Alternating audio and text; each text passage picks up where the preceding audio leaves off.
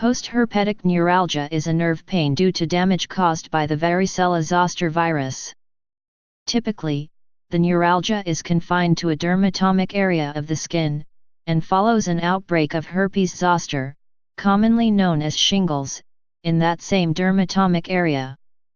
The neuralgia typically begins when the herpes zoster vesicles have crusted over and begun to heal, but can begin in the absence of herpes zoster, a condition called zoster sign herpet. See herpes zoster. Signs and symptoms. Symptoms. With resolution of the herpes zoster eruption, pain that continues for 3 months or more is defined as postherpetic neuralgia. Pain is variable, from discomfort to very severe, and may be described as burning, stabbing, or gnawing. Signs.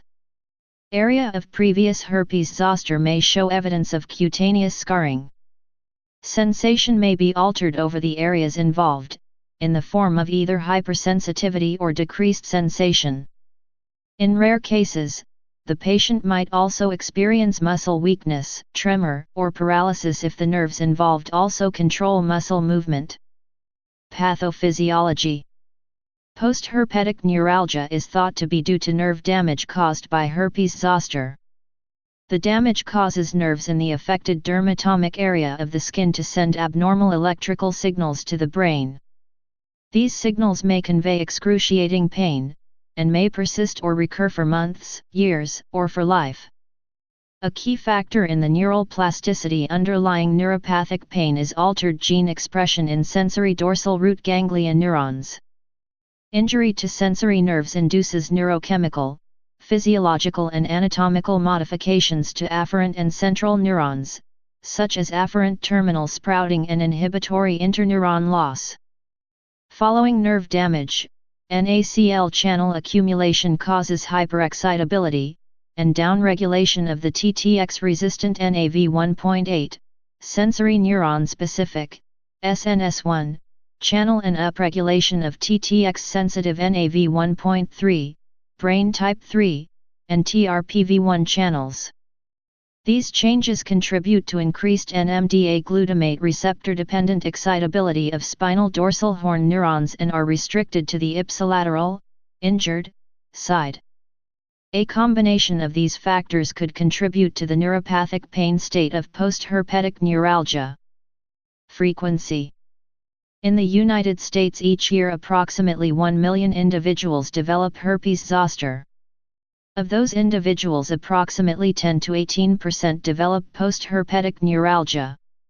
Less than 10% of people younger than 60 develop postherpetic neuralgia after a bout of herpes zoster, while about 40% of people older than 60 do. Diagnosis. Lab studies. No laboratory work is usually necessary. Results of cerebrospinal fluid evaluation are abnormal in 61%. Pleocytosis is observed in 46%, elevated protein in 26%, and VZV DNA in 22%. These findings are not predictive of the clinical course of postherpetic neuralgia. Viral culture or immunofluorescence staining may be used to differentiate herpes simplex from herpes zoster in cases that are difficult to distinguish clinically. Antibodies to herpes zoster can be measured. A 4-fold increase has been used to support the diagnosis of subclinical herpes zoster, zoster sign herpet. However, a rising titer secondary to viral exposure rather than reactivation cannot be ruled out. Imaging studies. Magnetic resonance imaging lesions attributable to herpes zoster were seen in the brain stem and cervical cord in 56%, 9/16, of patients. At 3 months after onset of herpes zoster, 56%, 5/9, of patients with an abnormal magnetic resonance image had developed postherpetic neuralgia. Of the 7 patients who had no herpes zoster-related lesions on the magnetic resonance image, none had residual pain. Prevention. Primary prevention. In 1995, the Food and Drug Administration, FDA, approved the varicella vaccine to prevent chickenpox. Its effect on postherpetic neuralgia is still unknown. The vaccine made from a weakened form of the varicella zoster virus may keep chickenpox from occurring in non-immune children and adults, or at least lessen the risk of the chickenpox virus lying dormant in the body and reactivating later as shingles. If shingles could be prevented, postherpetic neuralgia could be completely avoided. In May 2006, the Advisory Committee on Immunization Practices approved a new vaccine by Merck, Zostavax, against shingles. This vaccine is a more potent version of the chickenpox vaccine, and evidence shows that it reduces the incidence of postherpetic neuralgia. The CDC recommends use of this vaccine in all persons over 60 years old. Secondary prevention. An April 2013 Cochrane collaboration meta-analysis of 6 randomized controlled trials, RCTs, investigating oral antiviral medications given within 72 hours after the onset of herpes zoster rash in immunocompetent people for preventing postherpetic neuralgia, PHN, found no significant difference between placebo and acyclovir. Combining 4 RCTs, 44.1% of the acyclovir treatment group developed herpetic neuralgia, whereas 53.3% of the placebo group developed herpetic neuralgia.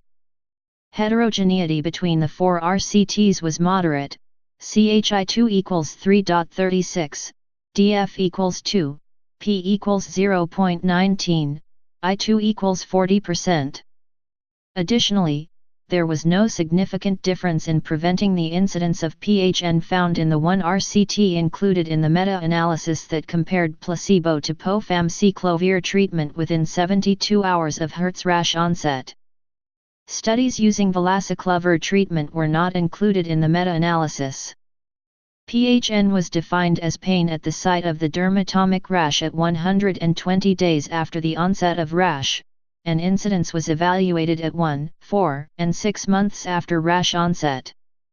There was a slight reduction in the incidence of pain at 4 weeks after the onset of rash in the acyclovir group, 153 study participants with pain out of 347 study participants in the acyclovir group, versus the placebo group, 184 study participants with pain out of 345 study participants in the placebo group. Patients who are prescribed PO-antiviral agents after the onset of rash should be informed that their chances of developing PHN are no different than those not taking PO-antiviral agents. A randomized controlled trial found that amitriptyline 25 mg per night for 90 days starting within 2 days of onset of rash can reduce the incidence of postherpetic neuralgia from 35% to 16%. Number needed to treat is 6. Prognosis. The natural history of postherpetic neuralgia involves slow resolution of the pain syndrome. Most people who develop postherpetic neuralgia respond to agents such as tricyclic antidepressants. A subgroup of affected individuals may develop severe, long-lasting pain that does not respond to medical therapy. Please subscribe and thanks for watching.